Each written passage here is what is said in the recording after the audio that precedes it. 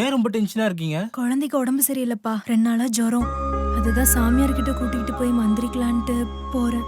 சாமியாருக்கு காணிக்கையா கொடுக்கதான் இந்த 500 ரூபாய். ஏங்கா நீங்க வேற குழந்தைக்கு உடம்பு சரியில்லை ஹாஸ்பிட்டலுக்கு கூட்டு போங்கக்கா. ஏங்கா சாமியார்ட்டெல்லாம் கூட்டு போறீங்க?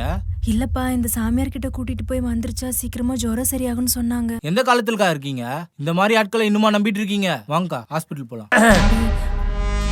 ஏமா உன் குழந்தைக்கு உடம்பு சரியில்லைன்னு இவன் கூட நான் பேசினுக்கிறேன். இல்ல சாமி, உங்ககிட்ட கூட்டிட்டு குழந்தைக்கு உடம்பு சரியில்லைன்னா உங்ககிட்ட கூட்டு வரணுமா? ஏன் எந்த காலேஜ்ல MBBS படிச்சீங்க? உங்க கிளினிக் எங்க இருக்கு? என்ன தம்பி கிண்டலா? ஹாஸ்பிட்டல் கூட்டின்னு போறத விட என்கிட்ட கூட்டின்னு வரதான் பெஸ்ட். வேப்பிலி ஒரு விபதி அடிச்சா எந்த நோய் இருந்தாலும் ஓட்டுறோம். விஷயம் தெரியாம பேசாதீங்க. யோ, உங்க மூட நம்பிக்கையாலே முட்டாள்தனத்தாலே எத்தனை பேர் கஷ்டப்படுறாங்க தெரியுமா? தம்பி இதெல்லாம் உங்களுக்கு புரியாது. ஓரமா நின்னு வேடிக்கை மட்டும் பாருங்க. அண்ணா அந்த வீட்டில் மாத்திரம் வாங்கின ஒரு சொல்லிட்டு இந்த வீட்டில் நிற்கிறீங்க. இந்தாங்கண்ணா பிடிங்கண்ணா. இது யாருக்கு